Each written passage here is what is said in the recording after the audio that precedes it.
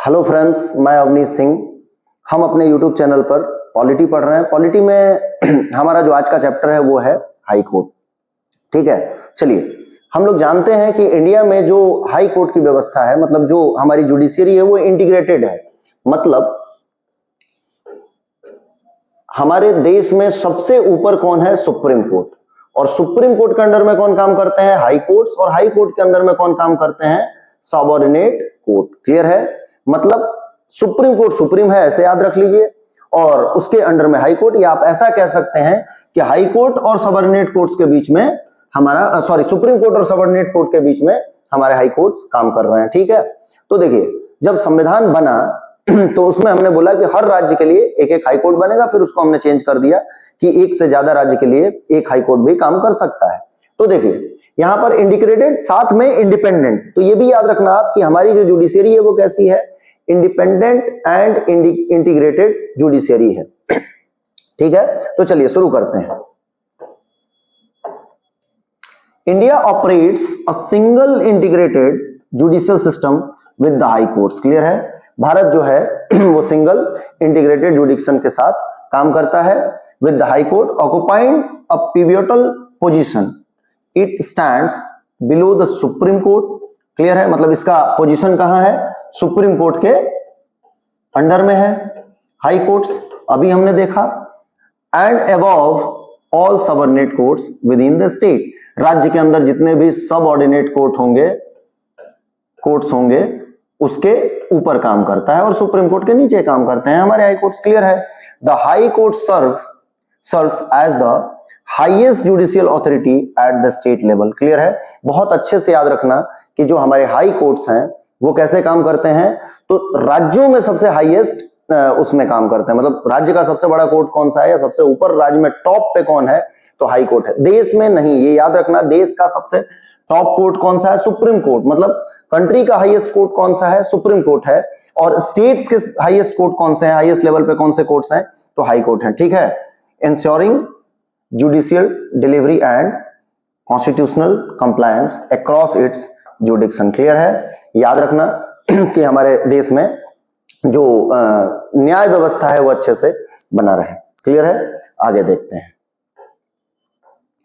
Historical background क्या है। तो आप जानते हैं कि भारत के संविधान में, मतलब हिस्ट्री में अगर हम देखें तो चूंकि ब्रिटिश कॉलोनीज थी पहले, और ब्रिटिश कॉलोनियल स्टेट हुआ करता था इंडिया, तो यहां पर क्या होता है कि भारत में मतलब ब्रिटिश गवर्नमेंट ने सबसे पहले 1773 में 1773 में क्या पास किया था?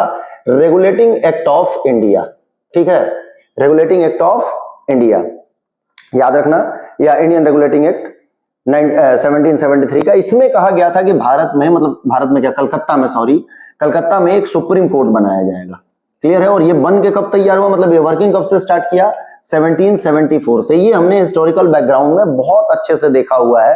तो कभी आपसे क्वेश्चन पूछा जाए कि भारत में हाई कोर्ट का एस्टैब्लिशमेंट कब हुआ, तो ये ध्यान रखना ये सुप्रीम कोर्ट था, ना कि हाई कोर्ट था। क्लियर है?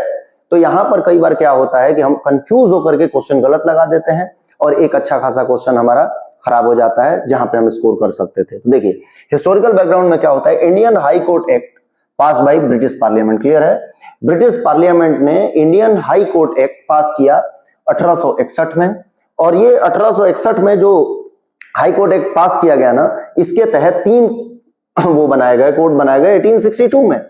First 3 high courts established at Calcutta, Bombay और मद्रास। देखिए आपसे क्वेश्चन पूछा जाता है कि भारत के पहले हाई कोर्ट कहां बनाए गए, तो कलकत्ता, मुंबई, उस समय बॉम्बे था वो, और मद्रास। क्लियर है?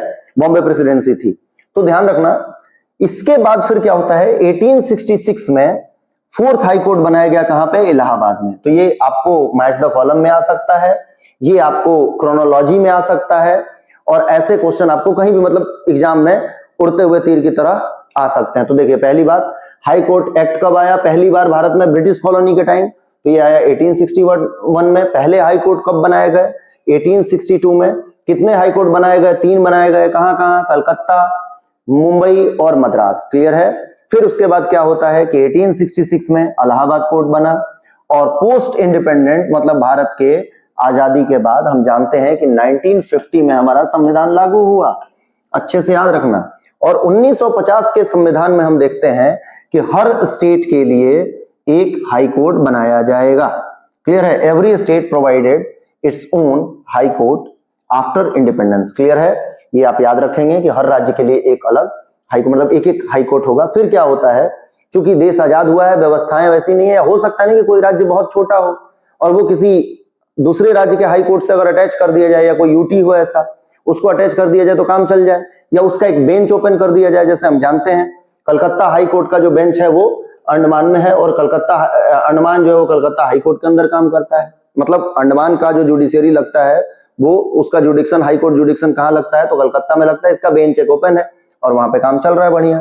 तो इनने कहा 1956 7th कॉन्स्टिट्यूशनल अमेंडमेंट एक्ट बहुत इंपॉर्टेंट है, याद रखना कि क्या मूल संविधान में, या जब संविधान हमारा बन के लागू हुआ, उसमें ऐसी व्यवस्था थी कि एक ही कोर्ट कई राज्यों के हाई कोर्ट के फॉर्म में भी काम करेगा, मतलब एक राज्य का हाई कोर्ट?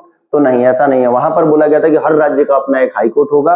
फिर 7वां संविधान संशोधन लाया गया, ठीक है। 7th amendment authorised common high courts for multiple state और यूटीज। क्लियर है? यहां पर यह बोला गया कि एक कॉमन हाई कोर्ट हो सकता है मल्टीपल स्टेट्स के लिए या यूटीज के लिए। क्लियर है? तो ये व्यवस्था है, ये हमारा हिस्टोरिकल बैकग्राउंड है, एंड देन आफ्टर आज तक चल ही रहा है।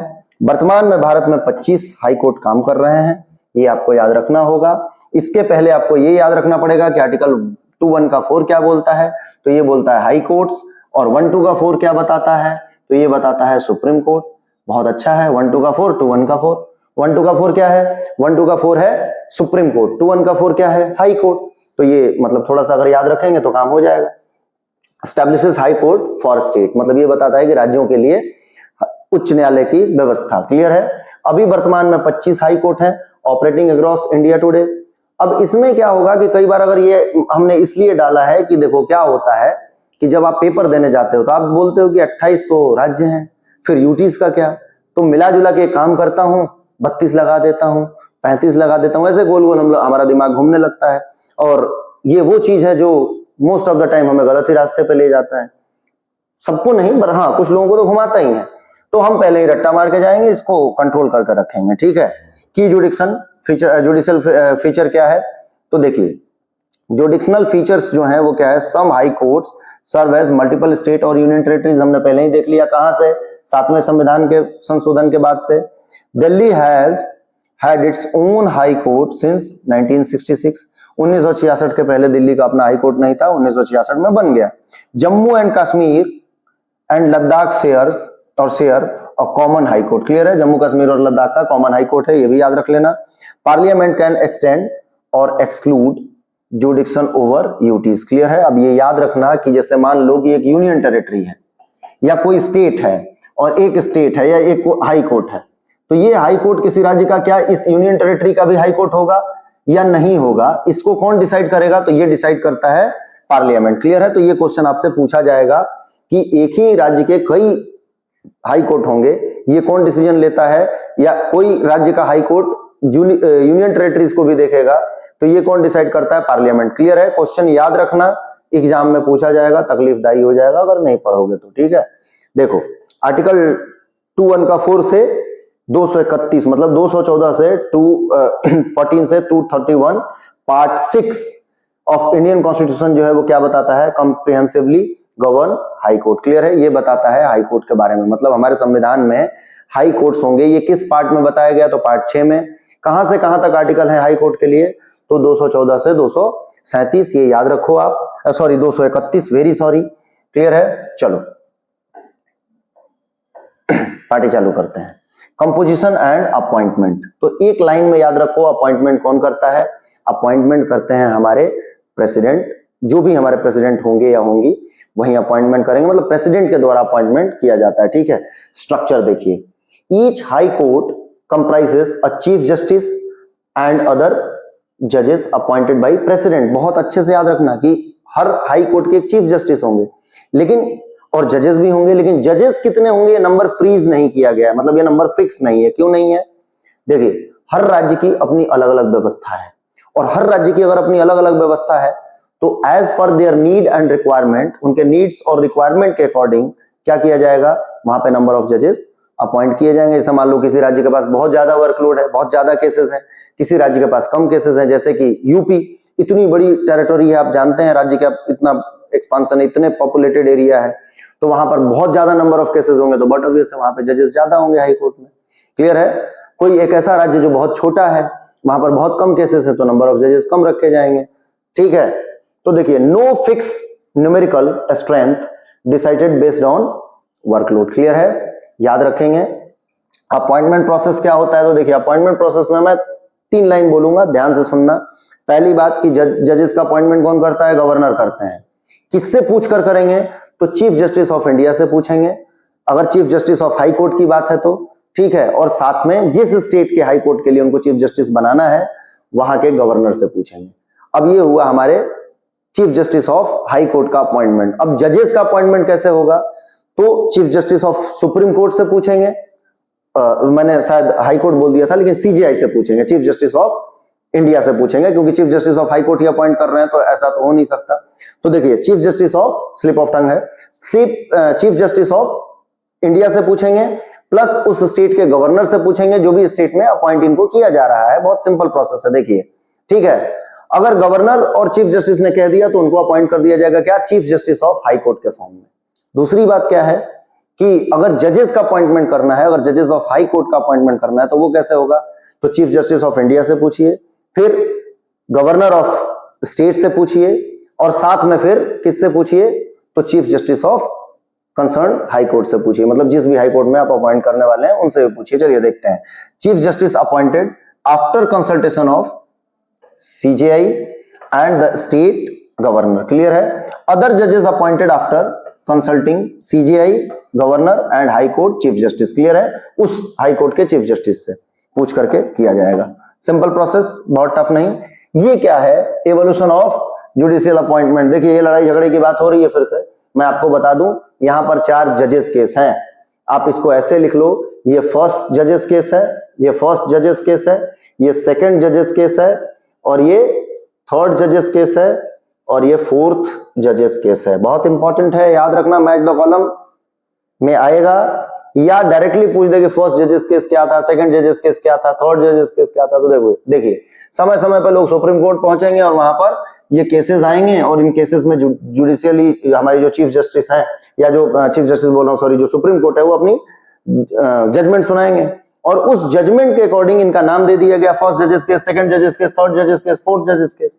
अब ये फर्स्ट जजेस केस कब आया है आपसे अगर पूछा जाए, तो ये 1981 का है। ईयर इसमें हमसे मिस्टेक हो गया है लिखने में, याद रखना कि ये कब का है? 1981 का। सेकंड जजेस केस कब का है? 1993 का। और थर्ड जजेस केस कब का है? 1998 का। और फोर्थ जजेस केस कब का है? 2015 का। मतलब कुछ ही सालों पहले की बात है, बस 10 साल हुए हैं। देखिए 10 क्या 11 साल चलने लग गया। ठीक है, तो आप याद रखेंगे कैसा है व्यवस्था कि फर्स्ट जजेस केस में पूछा जाता है कि अपॉइंटमेंट ऑफ जजेस कैसा होगा, या जो कंसल्टेशन है चीफ जस्टिस से, क्या वो मैंडेटरी और बाइंडिंग इन नेचर है? तो इसमें कह दिया नहीं नहीं पूछ सकते हैं और बाइंडिंग इन नेचर नहीं है। फिर सुप्रीम कोर्ट ने यू टर्न मार लिया सेकंड जजेस केस में, बोला नहीं नहीं भाई, चीफ जस्टिस ऑफ इंडिया से बिना पूछे किसी भी हाई कोर्ट के चीफ जस्टिस या जजेस का अपॉइंटमेंट नहीं हो सकता, ये बाइंडिंग इन नेचर है। तीसरे में इनने क्या बोल दिया कि देखो ये तो करना ही कॉलेजियम से व्यवस्था से होगा। मतलब कॉलेजियम क्या है? 2 जजेस होंगे और एक चीफ जस्टिस ऑफ इंडिया होंगे, और कॉलेजियम के बिना जजेस का अपॉइंटमेंट नहीं होगा, चीफ जस्टिस का अपॉइंटमेंट नहीं होगा। ये बहुत अच्छी बात है। अब इसमें क्या होता है कि 2014 में आप जानते हैं लफड़ों का दौर, अरे ऐसा नहीं अच्छा दौर, इसमें क्या होता है? एनजेएसी बना देती है गवर्नमेंट। एनजेएसी थोड़ा देख लेना आप, national judiciary appointment committee, appointing committee. Clear है? इस एनजेएसी में ये पार्लियामेंट से पास किया जाता है बिल, और चुपचाप सुप्रीम कोर्ट बैठ कर देखता रहेगा, बोलेगा आने दो फिर बताता हूं इनको। तो एनजेएसी पास कर दिया गया, और इसमें ये बोला गया, मतलब व्यवस्थाएं पूरी चेंज कर दी गई कि ये लोग तो रहेंगे ही 3 लोग, और डिस्टिंग्विश्ड जूरिस्ट की व्यवस्था कर दी गई थी, और उसमें चेंजेस किए गए थे। तो फिर सुप्रीम कोर्ट में ये केस आया कि भाई क्या एनजेएसी सही है? तो उन्होंने 4 जजेस केस 2014 की ये है, 2015 में उन्होंने जजमेंट दे दिया कि एनजेएसी जो है वो अनकॉन्स्टिट्यूशनल है। मतलब एनजेएसी एक्ट जो आया था, जो एनजेएसी बना था, उसको इनने नल एंड वॉइड डिक्लेयर कर दिया, मतलब शून्य, इसका प्रभाव 0 हो गया। और इनने बोला कॉलेजियम जिंदा रहेगा। क्लियर है? मतलब आज भी कॉलेजियम सिस्टम से अपॉइंटमेंट हो रहा है। तो क्वेश्चन आपसे पूछा जाएगा कि एनजेएससी कब बनाया गया था? 2014 में बनाया गया था। या नेशनल जुडिशरी अपॉइंटिंग कमेटी या अपॉइंटमेंट कमेटी कब बनाया गया था? तो ये 2014 की बात है। इसको कोर्ट, सुप्रीम कोर्ट ने कब अनकॉन्स्टिट्यूशनल डिक्लेयर कर दिया? तो अनकॉन्स्टिट्यूशनल 2015 में डिक्लेयर कर दिया। इसको क्या नाम दिया गया है? तो फोर्थ जजेस केस में किया गया। ठीक है, ईयर इंपॉर्टेंट है, याद रखेंगे। देखिए, फर्स्ट जजेस केस पूछ लो, बाइंडिंग इन नेचर नहीं है। दूसरे में पूछो, बाइंडिंग इन नेचर है किससे? चीफ जस्टिस ऑफ इंडिया से। तीसरे में कॉलेजियम, चौथे में एनजेएससी डिलीट कॉलेजियम लागू। क्लियर है? बहुत शॉर्ट में मैंने बता दिया है, थोड़ा याद रखेंगे, मजा आ जाएगा, गजब हो जाएगा। ठीक है, चलिए, ज्यादा मजा नहीं लेना है, पढ़ाई करना है। Qualification and oath. देखिए, जज बनने के लिए क्या करना पड़ेगा? जैसे मान लो मैं जज बनना चाहता हूं, तो मैं क्या करूंगा? सबसे पहले तो मुझे भारत का नागरिक होना पड़ेगा। ठीक है, एसेंशियल क्वालिफिकेशन क्या है? To be appointed as the high court जज अ पर्सन मस्ट बी, मतलब हाई कोर्ट के जज बनने के लिए एक पर्सन को क्या होना पड़ेगा? भारत का नागरिक होना पड़ेगा। और ये याद रखना कि नागरिक होने के साथ दो क्वालिफिकेशन जो दिए हैं ना, उसमें से कोई भी एक हो। अब पहला क्या है कि have held a judicial office for 10 years. फिर से बोल रहा हूं, have held a judicial office for 10 years. किसी भी जुडिशियल ऑफिस को 10 साल से वो धारण करते हो, जैसे कि सबऑर्डिनेट कोर्ट्स में हो, लोअर कोर्ट्स में हो, 10 साल से जुडिशियल ऑफिस में सर्विस दे रहे हो। या अगर ये नहीं है तो have been an advocate of high court for 10 years. Lower court नहीं, हाई कोर्ट, याद रखना। कई बार एग्जाम में हम कंफ्यूज हो जाते हैं। ठीक है, दिमाग बड़ा बदतमीज है, हमेशा उल्टी राह दिखाता है। अभी बोला था मैं, तो क्या है हाई। अब देखो, दो बातें हैं, या तो जुडिशियल सर्विस में 10 साल से हो, या 10 साल से किसी भी हाई कोर्ट में जज हो, तो ये एलिजिबल है अपॉइंटमेंट के लिए। दूसरी चीज, note, no minimum age prescribe unlike some other constitutional posts. Clear है? देखो, यहां पर चूंकि एक एमिनेंट पोस्ट की बात की जा रही है, जितने एक्सपीरियंस पर्सन होंगे उतना अच्छा होगा, और एक्सपीरियंस 10-10 साल का एक्सपीरियंस मांग रहे हैं, तो लोअर एज लिमिट यहां पे नहीं लगाया गया। No doubt upper age limit है, रिटायरमेंट की एज लिमिट 62 साल है अभी एट प्रेजेंट। क्लियर है? 62 ईयर में जजेस रिटायर होते हैं। तो आपको यह भी याद रखना है कि अपर एज लिमिट 62 साल है, लोअर एज लिमिट नहीं है। जैसे मान लो कोई यूपीएससी, एसएससी या किसी एग्जाम को देने जाते हैं, तो उसमें देखना लिखा रहता है 19 साल मिनिमम एज लिमिट और मैक्सिमम एज लिमिट 28 साल या 25 साल, कुछ भी, या 21 साल मिनिमम एज लिमिट और मैक्सिमम 30-32 जो भी दिया हो, मतलब मिनिमम और मैक्सिमम एज लिमिट दिया होता है।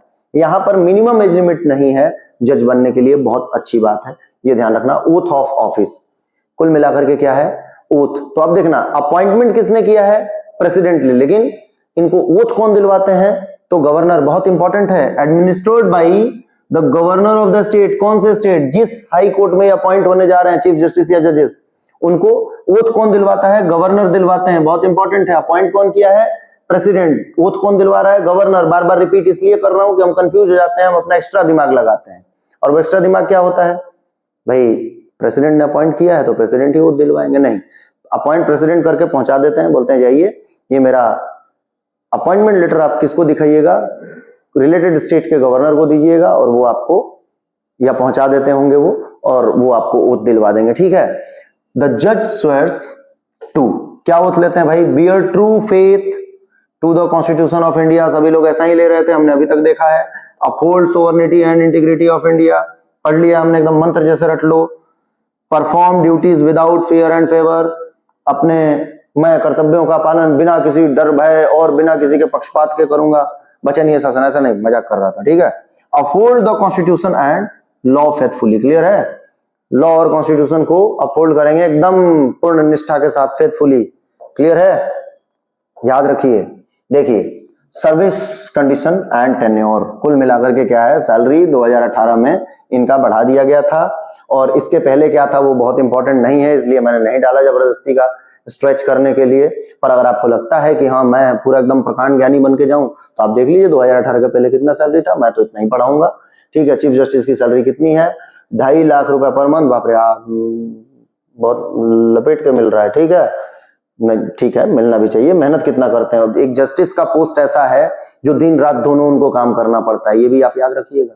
क्यों भाई? जजमेंट देना है तो जो केस है उसकी फाइल पूरी रात पढ़नी पड़ सकती है, कहीं गड़बड़ ना हो जाए कुछ भी। तो chief justice of high court को कितना मिल रहा है? 2.5 लाख रुपया, और जज ऑफ हाई कोर्ट को कितना मिल रहा है? 2,25,000 रुपया। रिटायर होने के बाद 50% उनको पेंशन मिलेगा, ठीक है, मतलब 1,25,000 चीफ जस्टिस को पेंशन मिलता रहेगा। इसके साथ प्लस में हमारे स्लाइड में मिसिंग है, ये याद करना, गलती से मिस्टेक हो गया, ठीक है, अरे मजाक कर रहा हूं, गलती से मिस्टेक नहीं होता है, मिस्टेक बस होता है, ठीक है। तो ये याद रख लेना क्या हुआ कि इसके साथ इनको एक्स्ट्रा अलाउंस मिलेंगे, जैसे घर, गाड़ी, ठीक है, मतलब ट्रैवलिंग अलाउंसेस, हाउस होल्ड, साथ में टेलीफोन, मेडिकल फैसिलिटीज, ये सारी चीजें भी इनको एडिशन में मिलेगी, मतलब इस सैलरी के अलावा, ठीक है। टेन्योर सिक्योरिटी है, बट अब ये देखो भाई, अगर हम जज बन रहे हैं, जैसे मान लो मैं जज बनना चाह रहा था, मेरी दिलो जान से इच्छा है जज बनने की, और मैं अगर जज बन गया तो क्या होगा? सबसे पहले मुझे टेन्योर का फिक्स करना पड़ेगा कि भाई 62 साल तक आपको कोई नहीं हटाएगा। कब तक? जब तक आपके घर से बहुत सारे नोटों की गड्डी ना निकल जाए एकदम फर्राटे से, ठीक है, घूस लिया हुआ नोट प्रूफ ना हो जाए, मतलब मिसबिहेव और इनकैपेसिटी प्रूफ ना हो जाए। और प्रूफ कहां होगा? वो पार्लियामेंट में होगा, जांच होगा, ठीक है, पार्लियामेंट में बिल इंट्रोड्यूस करना पड़ेगा।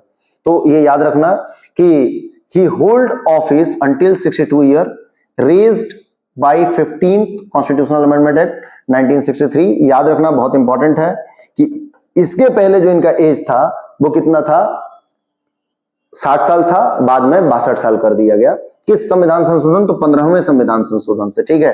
Can resign by writing to the president, अपने रिटन फॉर्म में इनको जब चाहे तब रेजिग्नेशन दे सकते हैं। किसको? प्रेसिडेंट को। में वैकेट ऑन एससी अपॉइंटमेंट और ट्रांसफर। एससी मतलब सुप्रीम कोर्ट के अपॉइंटमेंट पे इनकी सीट खाली हो सकती है, ट्रांसफर कर दिया जाए किसी और स्टेट में, और वो ट्रांसफर पनिशमेंट के फॉर्म में नहीं होगा। क्लियर है? ये भी याद रखना। तो ये चीजें हैं। अब सर्विस प्रोटेक्शन क्या है? Salary determined by the parliament can not reduce after appointment.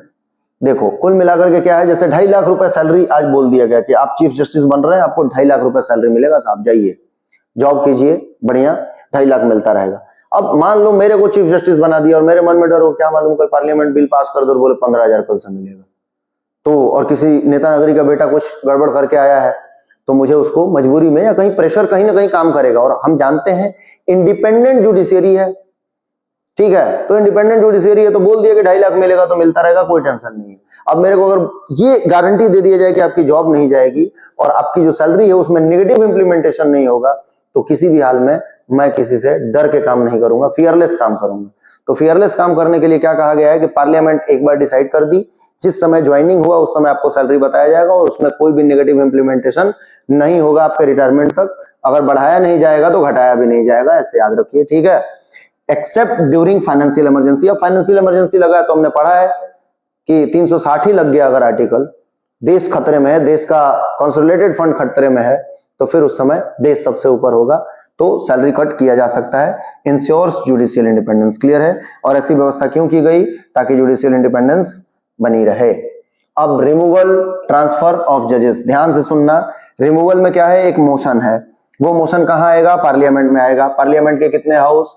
Lok Sabha और राज्यसभा, अपर हाउस और लोअर हाउस।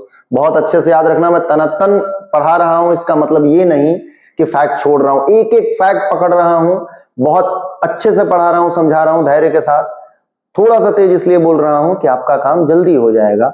आप अगर लग रहा है तो थोड़ा सा स्पीड स्लो कर लीजिए, ठीक है, या बीच में अगर बहुत ज्यादा बोर हो गए तो उठ के पानी पी आइए, घूम आइए थोड़ा सा। आपके पास मोबाइल है, आप रोक सकते हैं मुझे, ठीक है, समय रोक सकते हैं आप।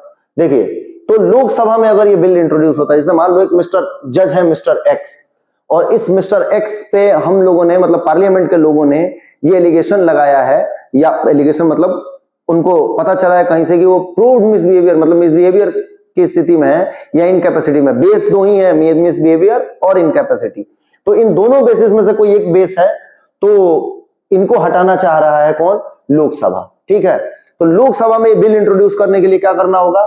100 लोग अपने साइन के साथ किसको देंगे? स्पीकर ऑफ लोकसभा को ये रिटन में देंगे कि भैया देखिए ऐसी ऐसी बात है, हम ये मिस्टर एक्स जो जज हैं इनको हम हटाना चाह रहे हैं, ठीक है। अब वो स्पीकर के ऊपर है, वो लें उसको, मतलब एक्सेप्ट करें या बोले भागे यहां से, मतलब भागे यहां से मतलब एक्सेप्ट ना करें। तो अगर वो एक्सेप्ट कर लेते हैं तो फिर क्या? एक्सेप्ट कर लेंगे तो इस पे बहस होगा, जांच होगा, ठीक है, जांच होने के बाद स्पेशल मेजोरिटी से पास होना होगा। स्पेशल मेजोरिटी से अगर पास हो गया, स्पेशल मेजोरिटी मतलब क्या, 2/3, ठीक है, 2/3, इधर देखो 2/3, प्रेजेंट वोटिंग का 2/3 आना चाहिए और स्पेशल मेजोरिटी में 50% लोग भी प्रेजेंट होने चाहिए, 50% से ज्यादा लोग प्रेजेंट होने चाहिए। मतलब दो कंडीशन हमने पढ़ा था स्पेशल मेजोरिटी के लिए, वो दोनों कंडीशन फुलफिल होना चाहिए यहाँ पे, तो लोकसभा से पास माना जाएगा। फिर इसको कहां ट्रांसफर किया जाएगा, राज्यसभा में, यहां से भी पास करवाना पड़ेगा, लेकिन अब यहां पर रिटन कंसेंट नहीं लगेगा, ठीक है। यहां से पास हो गया तो फिर किसको भेज दिया जाएगा, ग्राउंड प्रूफ हो गया है तो प्रेसिडेंट के पास जाएगा और प्रेसिडेंट हटा देंगे, ठीक है। ये है सिंपल प्रोसीजर। दूसरी बात और याद रखना कि मान लो यहाँ के लोगों को नहीं लग रहा है, मतलब यहाँ कोई बात पता ही नहीं चली, यहाँ के लोगों को ये बात पता चली कि मिस्टर एक्स को हटाना है, तो अगर राज्यसभा में ये बिल इंट्रोड्यूस हो रहा है तो यहां पर कितने लोग रिटर्न में देंगे, 50 लोग। ये एग्जाम में पूछा जाएगा, याद रख लेना बेटा अच्छे से, मनुष्य की भांति। 100 लोकसभा, 50 राज्यसभा, क्लियर है, रिटर्न साइन के साथ, ठीक है। फिर राज्यसभा में भी सेम 2/3 मेजोरिटी, मतलब स्पेशल मेजोरिटी से पास होगा, फिर लोकसभा को ये ट्रांसफर कर देंगे। फिर लोकसभा से पास हो गया, फिर किसके पास आ जाएगा, ग्राउंड प्रूव्ड है तो किसके पास आएगा, प्रेसिडेंट के पास, और प्रेसिडेंट हटा देंगे, क्लियर है। जिस भी हाउस में इंट्रोड्यूस किया जाएगा उसमें पहले रिटन कंसेंट देना जरूरी है, मतलब रिटन अगर लोकसभा में आ रहा है तो 100 लोग, राज्यसभा में आ रहा है तो 50 लोग, क्लियर है। चलिए आगे बढ़ते हैं। Removal by impeachment, but obvious है, हाई कोर्ट जजेस can only be removed through impeachment by parliament, clear है। कहां, स्टेट लेजिस्लेचर नहीं, पार्लियामेंट, ये भी याद रखना, नहीं तो हम सब पढ़ने के बाद क्या बोलते हैं, स्टेट लेजिस्लेचर तो नहीं था, राज्य में तो काम कर रहे हैं, तो ऐसे गड़बड़ नहीं करना, ठीक है। By parliament on the ground of proved misbehaviour, पहला ग्राउंड क्या है, प्रूव्ड मिसबिहेवियर, दूसरा क्या है, इनकैपेसिटी, क्लियर है। मिसबिहेवियर का तो एलिगेशन कभी भी लग सकता है, लेकिन वो प्रूव्ड मिसबिहेवियर होना चाहिए और इनकैपेसिटी होना चाहिए, ये दो ही ग्राउंड है, क्लियर है। क्वेश्चन ऐसा भी पूछ सकता है कि हाई कोर्ट के जज या चीफ जस्टिस को हटाने के ग्राउंड कितने हैं, तो 2 हैं, या निम्न में से कौन से ग्राउंड नहीं है, ठीक है। The procedure is governed by the जजेस इंक्वायरी एक्ट 1968, बहुत अच्छे से याद करना, जजेस इंक्वायरी एक्ट 1968 के तहत ये पूरी प्रोसीजर चलेगी। अगर आप चाहें तो जाकर के थोड़ा सा गूगल कर लो तो और फैक्ट तगड़ा हो जाएगा कि जजेस इंक्वायरी एक्ट कैसा है, कैसे काम करता है, मजा ही आ जाएगा, ठीक है। जितना ज्यादा पढ़ोगे उतना आगे बढ़ोगे। चलो, नोटेबली नो हाई कोर्ट जज has been impeached in India's history, Bharat के इतिहास में किसी भी जज को अभी तक इम्पीचमेंट प्रोसेस से नहीं हटाया गया। कितना अच्छा बात है, कितने ईमानदार जज है हमारे देश के, वाह, ठीक है। ट्रांसफर ऑफ जजेस, प्रेसिडेंट कभी भी ट्रांसफर कर सकते हैं, लेकिन जहां ट्रांसफर करेंगे वहां गवर्नर से पूछेंगे, बस बात खत्म। देखिए, द प्रेसिडेंट कैन ट्रांसफर जजेस after consulting the CGI, but obvious है चीफ जस्टिस के बिना तो हिल भी नहीं सकते क्योंकि जुडिशियरी इंडिपेंडेंट है, तो CJI. Transfer is not a punishment but must serve public interest, और जिस राज्य में भेज रहे हैं ना वहां के भी गवर्नर से पूछा जाएगा, ध्यान रखना। सीजीआई से तो पहले ट्रांसफर के पहले पूछ लेंगे कि साहब आपके एक आदमी को हम हिला रहे हैं इधर से उधर, बताइए ठीक ठाक है, बोले हाँ ठीक है। गवर्नर से पूछ लेंगे कि आपके यहाँ ये जज को पहुंचा रहे हैं, पहुंच जान दो, ठीक है। पब्लिक इंटरेस्ट, ट्रांसफर जजेस receive compensatory allowance, but obvious है ट्रांसफर किया जा रहा है तो कंपनसेटरी अलाउंस देना पड़ेगा उनको, ठीक है। चलिए, स्पेशल कैटेगरीज ऑफ जजेस, कुछ नहीं, एक्टिंग चीफ जस्टिस। अब एक्टिंग मतलब क्या, एक्टिंग चीफ जस्टिस वही, अपॉइंटेड व्हेन द जज when the chief justice office is vacant and the CJ is absent or unable to perform duty, कुल मिलाकर के जब ये अपने ऑफिस में नहीं है या एब्सेंट है या अपनी नौकरी परफॉर्म करने के लिए नहीं है तो कुछ समय के लिए एक्टिंग चीफ जस्टिस को बुला लिया जाएगा, ठीक है। एडिशनल जजेस क्या होते हैं, तो देखिए, appointment for a maximum period of 2 year, बहुत इंपॉर्टेंट है, पूछा जाएगा कि एडिशनल जज कितने दिन के लिए बुलाए जाते हैं, 3 साल, 2 साल, 4 साल, 5 साल, ऐसा तो 2 साल के लिए बुलाए जाते हैं, ठीक है। टेम्पोररी इंक्रीज इन वर्कलोड और डिपेंडेंसी है ये ऑफ केसेस, ठीक है। पेंडेंसी ऑफ केसेस मतलब बहुत सारे पेंडेंसी है, वो बहुत सारे केसेस अगर पड़े हुए हैं तो उनको खत्म करने के लिए जल्दी जल्दी 2 साल के लिए एडिशनल जजेस बुलाए जा सकते हैं। एक्टिंग जज क्या होता है भाई, तो अपॉइंटेड व्हेन अ परमानेंट जज इज एब्सेंट और एक्टिंग एज चीफ जस्टिस, जैसे मान लो कि परमानेंट एक जज थे और वो एब्सेंट हो गए हैं या उनको प्रमोट कर दिया गया किसमें, चीफ जस्टिस के पोस्ट में, तो performs full judicial duty during this period, clear है। तो उस समय पूरे जुडिशरी के लिए, जुडिशियल ड्यूटी करने के लिए एक एक्टिंग जज को बुला लेंगे। रिटायर्ड जजेस का क्या है भाई, इनको भी बुलाया जा सकता है। Can be appointed with consent of the president, बहुत इंपॉर्टेंट है, प्रेसिडेंट के कंसेंट से ही बुलाया जाएगा। एंड द रिटायर्ड जज enjoy all powers and privileges temporarily. Clear है, जितने दिन के लिए बुलाया गया है उतने दिन टेम्पररीली ये अपने सारे जो फैसिलिटीज हैं उसको एंजॉय करेंगे, क्योंकि जज के पोस्ट में है तो भाई जज जैसा उनको रहना पड़ेगा। ठीक है। सेफगार्ड फॉर जुडिशियल इंडिपेंडेंस मैंने पहले ही बता दिया है। Appointment security, independent collegium based appointment process ensures merit based selection, बहुत इंपॉर्टेंट। ठीक है। कॉलेजियम कहां से आया था, फर्स्ट जजेस केस, सेकंड जजेस केस, थर्ड जजेस केस, फोर्थ जजेस केस, बताइए। ये आपका होमवर्क है, अभी बताया था मैंने 2 सेकंड पहले, 2 मिनट पहले, याद हो तो कॉलेजियम बेसिस पे होगा। तो इसमें क्या होगा, मेरिट को सेफ्टी मिलेगी, मतलब जो जीनियस है उसी को पोस्ट मिलेगा। ठीक है। टेन्योर प्रोटेक्शन मैंने बताया था, fix service condition and removal only through impeachment, मतलब कभी भी प्रेसिडेंट नहीं हटा सकते, इंपीचमेंट के थ्रू ही हटाया जाएगा। क्लियर है, याद रखो। तो इससे क्या होगा कि उनको पता है कि अब 62 साल तक बने रहूंगा, फियरलेस जजमेंट करते रहो। फाइनेंशियल इंडिपेंडेंस मैंने पहले ही बता दिया है कि कोई भी तरीके के इनको कमी नहीं की जाएगी। पहली बात, इनका जो भी सैलरी आएगा वो किससे आएगा, कंसोलिडेटेड फंड से आएगा, और कैन नॉट बी रिड्यूस, किसी भी हाल में कम नहीं किया जाएगा। ठीक है। ये पूछा जाता है कि जजेस को सैलरी, हाई कोर्ट के जजेस को सैलरी कहां से मिलता है, तो कंसोलिडेटेड फंड ऑफ इंडिया से मिलता रहेगा। ठीक है, या कंसोलिडेटेड फंड से मिलता रहेगा। कंडक्ट इम्यूनिटी, कंडक्ट ऑफ जजेस can not be discuss in legislature accept during impeachment, बहुत इंपॉर्टेंट है। कंडक्ट ऑफ जजेस है वो कहीं भी, चूंकि लेजिस्लेचर से अलग है जुडिशियरी, तो क्यों लेजिस्लेचर में डिस्कस होगा। हाँ, अगर प्रूव्ड मिसबिहेवियर और कुछ ऐसा है, इंपीचमेंट प्रोसेस चल रहा है, तब उस समय किया जाएगा, ऐसे याद रखो। कंटेम्प्ट पावर बहुत इंपॉर्टेंट है। आपने देखा होगा मूवी में, वकील साहब तेज मत चलिए कंटेम्प्ट ऑफ कोर्ट में अंदर, या किसी पर्सन को बोलते हैं जज की इसको पकड़ो कंटेम्प्ट ऑफ कोर्ट में डालो। कंटेम्प्ट ऑफ कोर्ट जज के ऊपर है, वो डिसाइड करेंगे कि किसको कंटेम्प्ट ऑफ कोर्ट कहा जाएगा। इसका कोई डिटेल एक्सप्लेनेशन कहीं भी लॉ की बुक में नहीं है। Power to punish for contempt protects judicial dignity and authority, ये इसलिए बनाया गया है कि जुडिशियल डिग्निटी और ऑथोरिटी बनी रहे, वहां पर कुछ भी गड़बड़ नहीं हो। ठीक है। Administrative freedom, freedom to appoint own staff and management internal administration, clear है। अपने इंटरनल एडमिनिस्ट्रेशन में स्टाफ को ये अपॉइंट कर सकते हैं, ये इनका पावर है, बहुत इंपॉर्टेंट है। ओरिजिनल वर्सेस रिट जुडिक्शन, देखिए इनके 2 तरह के जुडिक्शन है, एक तो ओरिजिनल जुडिक्शन है, दूसरा रिट जुडिक्शन है। देखिए ओरिजिनल जुडिक्शन क्या है, the court have original जुडिक्शन in matter including election dispute of state. अब देखिए इलेक्शन डिस्प्यूट ऑफ स्टेट अगर किसी भी तरीके से होता है तो राज्यों के, तो वो ये देख सकते हैं। Revenue matter and taxation issue, enforcement of fundamental right, आप जानते हैं 226-32 आर्टिकल जो है वो किसके लिए है, सुप्रीम कोर्ट के लिए। मतलब सुप्रीम कोर्ट भी गारंटी देता है कि आपके फंडामेंटल राइट्स मिलेंगे, और अगर सुप्रीम कोर्ट आप नहीं मन है जाने का, हाई कोर्ट चले जाइए 226 आर्टिकल का यूज करके।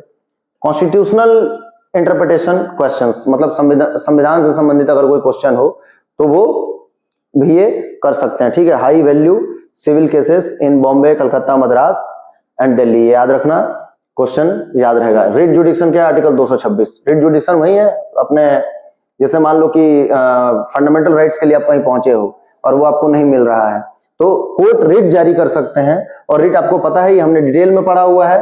तो high court can issue 5 type of writs, और ये भी याद रखना कि रिट जुडिक्शन में आर्टिकल 32 से ज्यादा पावर किसके पास है, मतलब जुडिक्शन में आर्टिकल 32 से ज्यादा पावर फंडामेंटल राइट के केस में किसके पास है, तो हाई कोर्ट के पास है। ये याद रखना, क्वेश्चन पूछा जाएगा। रिट जुडिक्शन ज्यादा किसके पास है, सुप्रीम कोर्ट सिर्फ रिट लोअर कोर्ट या डिपार्टमेंट को दे सकता है, ये उसको पनिश भी कर सकता है। तो देखिए हबीस कॉर्पस, मैंडेमस, प्रोहिबिशन, सैटोररी और को वारंटो, ये क्वेश्चन आपसे पूछा जाता है कि निम्न में से कौन सा रिट नहीं है। पहला क्वेश्चन तो ये 5 तरह के रिट होते हैं, याद रख लो।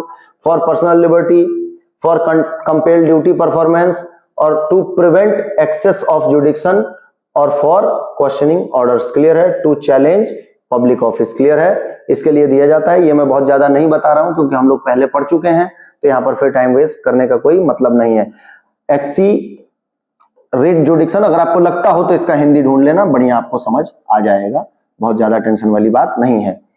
Is wider than the supreme courts, article 32 मैंने पहले ही बता दिया कि जो आर्टिकल 226 है वो ज्यादा वाइड है, किससे, आर्टिकल 32 से। ठीक है, चलिए आगे बढ़ाते हैं पिक्चर को।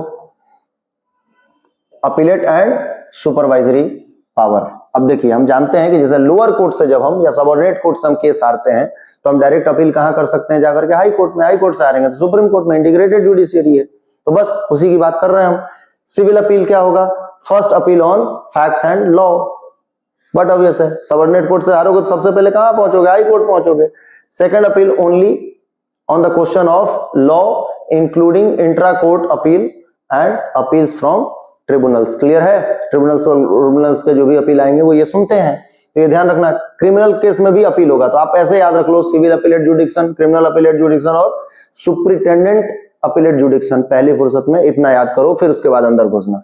Appeal from sessions court, sentence exceeding 7 years। Clear है, मतलब जहां 7 साल से ज्यादा की सजा की बात की गई हो, ठीक है।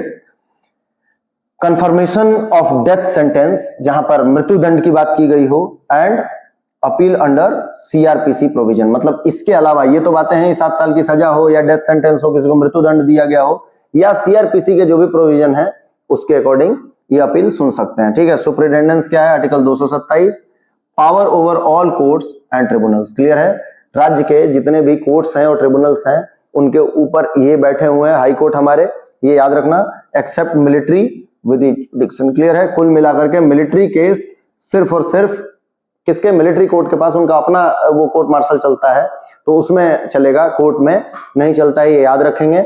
मिलिट्री के मामले में हाई कोर्ट के पास सुपरिटेंडेंट जुडिक्शन नहीं है, ये याद रख लेना, क्वेश्चन पूछा जाएगा। Includes calling, return, issuing rules and reviewing procedure to be use separately. Clear है, separately.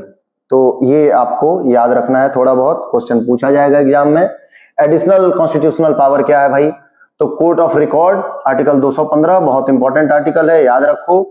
Judgements are permanent record with evidentiary value. कुल मिलाकर के कोर्ट ऑफ रिकॉर्ड क्या होता है, दो बातें, एक तो वो पढ़े रहेंगे, दूसरा चीज ये है कि कोर्ट के, अपर कोर्ट के जो भी जजमेंट होते हैं वो लोअर कोर्ट में एविडेंस के फॉर्म में मिलते जुलते केसेस के लिए रखे जा सकते हैं और वो लॉ जैसा काम करेंगे। क्लियर है, can punish for contempt of itself and subordinate courts. Clear है, judicial review can examine constitutionality of legislative enactments. जो भी राज्य सरकार के लॉ वगैरह हैं उनकी क्या वो कहीं कॉन्स्टिट्यूशन को वायलेट तो नहीं कर रहे हैं, बेसिक स्ट्रक्चर को वायलेट तो नहीं कर रहे हैं, तो उस कंडीशन में भी ये जुडिशियल रिव्यू ले सकते हैं। अगर जुडिशियल रिव्यू आपको जानना है तो बेसिक स्ट्रक्चर से आया था, फिर जुडिशियल रिव्यू को भी बोल दिया गया कि ये बेसिक स्ट्रक्चर ही है, कोर्ट का अपना पावर है, इसको कोई कर्टेल नहीं कर सकता। क्लियर है, and execute orders on ground of fundamental rights violation और कॉन्स्टिट्यूशनल रिपग्नेंसी। क्लियर है, संवैधानिक मामलों में या फंडामेंटल राइट का अगर वायलेशन हो रहा है या संविधान का हनन हो रहा है तो उसको रिट जुडिक्शन में, सॉरी, जुडिशियल रिव्यू में लिया जा सकता है, उसको नल एंड वॉइड भी डिक्लेयर किया जा सकता है, जैसे कि अभी हमने देखा NJAC। क्लियर है, 2014 में आया, 15 में मर गया। कंट्रोल ओवर सबऑर्डिनेट कोर्ट्स, जो भी इनके नीचे कोर्ट हैं, सुप्रीम कोर्ट हाई कोर्ट्स को कंट्रोल करता है और हाई कोर्ट सबऑर्डिनेट कोर्ट्स को, सबऑर्डिनेट लिख देता हूं नहीं तो आपको कहीं कंफ्यूजन हो कि फिर से सुप्रीम कोर्ट कहां से आएगा, सबऑर्डिनेट कोर्ट्स को ये कंट्रोल करता है, ऐसे याद रखो। क्लियर है, आपसे पूछा जाएगा high court exercises comprehensive control over subordinate judiciary, appointment, posting, promotion of district जजेस। क्लियर है, discipline, leave grants and transfer, withdrawal of cases involving constitutional questions. Clear है, law declared by high court is binding on subordinate courts. Clear है, जो भी law high court declare कर रहे हैं वो सबऑर्डिनेट कोर्ट को मानना ही पड़ेगा। ये सब मतलब कुल मिलाकर के पूरे सबऑर्डिनेट कोर्ट जो काम कर रहे हैं वो किसके अंदर में काम कर रहे हैं, हाई कोर्ट्स के अंदर में काम कर रहे हैं, याद रखेंगे। इंपॉर्टेंट क्या है, the Chandra Kumar case 1997 case important है। देखिए जब भी हमारे एग्जाम में या हमारे स्लाइड में कहीं केस आपको दिखता है तो उस केस को अलग से टाइम दे करके याद करना, ये बहुत कंफ्यूजिंग होते हैं, बहुत एग्जाम में रुलाते हैं, तो इनके लिए थोड़ा सा अलग से टाइम दे लेना, मजा ही आ जाएगा अगर याद कर लिए तो। ठीक है, established that writ jurisdiction is a part of constitution's basic structure। ठीक है, writ jurisdiction जो है वो क्या है, खुद कॉन्स्टिट्यूशन का पार्ट है, मतलब writ jurisdiction बेसिक स्ट्रक्चर का पार्ट है, उसको कोई छीन नहीं सकता, कोई अमेंडमेंट से हटाया नहीं जा सकता। ये चंद्र कुमार केस में कहा गया है 1997। क्लियर है, अब आई बारी हमारे फिर से वही चीज की जिसको हम आर्टिकल बोलते हैं। तो आर्टिकल आप देखिए, मैं आर्टिकल बता देता हूं, यहाँ पे हमने इसलिए नहीं डाला कि बहुत सारे आर्टिकल हैं और 2-3 स्लाइड हो जाती, तो मैं रिपीट कर देता हूं जो इंपॉर्टेंट आर्टिकल है, आप सुन लेना और सुन करके लिख लो, याद कर लो, या बार बार यहाँ पे रिवाइंड करके देख लो, जैसा आपको करना हो, ठीक है। या आप ये लिस्ट नेट से निकाल लीजिए, अपने कॉपी में लिख लीजिए, क्योंकि आर्टिकल ज्यादा थे और हम टाइम वेस्ट नहीं करना चाहते थे, इसलिए हमने सारे नहीं डाले। आर्टिकल 214 से 16 आप जानते हैं। 214 क्या है? एक हाई कोर्ट का व्यवस्था, ठीक है। आर्टिकल 215 क्या है? तो high court can be court of record, मतलब 15 क्या कहता है? कोर्ट ऑफ रिकॉर्ड की बात आर्टिकल 15 कहता है, याद रखेंगे आप, फिर लिखना ही पड़ रहा है मुझे। आर्टिकल 216 क्या कहता है? कॉन्स्टिट्यूशन ऑफ हाई कोर्ट्स, मतलब हाई कोर्ट्स की व्यवस्थाएं, ठीक है। फिर आर्टिकल 226 आप जानते हैं, ये क्या है? तो आर्टिकल 226 हमारे फंडामेंटल राइट के लिए है, ठीक है। आप डायरेक्ट जाकर के फंडामेंटल राइट के लिए रिट जुडिक्शन लगा सकते हैं, वहां पे अपील कर सकते हैं कि भाई हमारे फंडामेंटल राइट नहीं मिल रहे हैं। आर्टिकल 227 क्या है? तो ये भी आपसे पूछा जाएगा। तो आर्टिकल क्या है? सुपरिटेंडेंस ओवर ऑल कोर्ट, मतलब जो भी हाई कोर्ट के नीचे वाले कोर्ट्स है ना, उन सबका कंट्रोलिंग किसमें होगा? सबऑर्डिनेट कोर्ट्स का, हाई कोर्ट का होगा। ये आर्टिकल 227 बताता है। आर्टिकल 217 से 20 तो बता ही देता हूं मैं, सुन लो। अब इसमें फिर 217 है अपॉइंटमेंट एंड कंडीशन ऑफ जजेस है, ठीक है। इसके साथ फिर अगर आप देखना चाहें तो 218 जो है वो अपना एप्लीकेशन है सर्टेन केसेस के लिए। फिर 219 देखो तो ओथ एंड अफर्मेशन है। तो मतलब कुल मिलाकर के आपको इनके पूरे आर्टिकल्स लिस्ट निकालना है और पढ़ना है। यहाँ पे हमारा क्लास खत्म होता है, मतलब आपको पूरे 227 तक के आर्टिकल देख लो। 215 से 227 तो पूरे देख ही लो, इंपॉर्टेंट है। और उसमें भी कुछ इंपॉर्टेंट और जो है वो हमने डाल दिया, तो ये आप देख लीजिए। 222 से 24 देख लीजिए, 17 से 20 देख लीजिए, ठीक है। इतने में आपका काम हो जाएगा। मेनली जो है वो 214 है, 215 है, 216 है, 226 है, 227 है, ठीक है। फिर उसके बाद आपको 226 भी देख लेना, रिट जुडिक्शन है, तो वो हमने देख ही लिया। तो ये कुछ आर्टिकल हैं जो इंपॉर्टेंट है। 221 याद रख लो, सैलरीज है। तो कभी मान लो यहाँ पर अगर नहीं है तो 221 आप याद कर लीजिए, सैलरीज है, ठीक है। किसके? जजेस और चीफ जस्टिस के। बस यहाँ पर अपना चैप्टर खत्म करता हूं मैं। थैंक यू, मिलते हैं फिर नेक्स्ट क्लास में।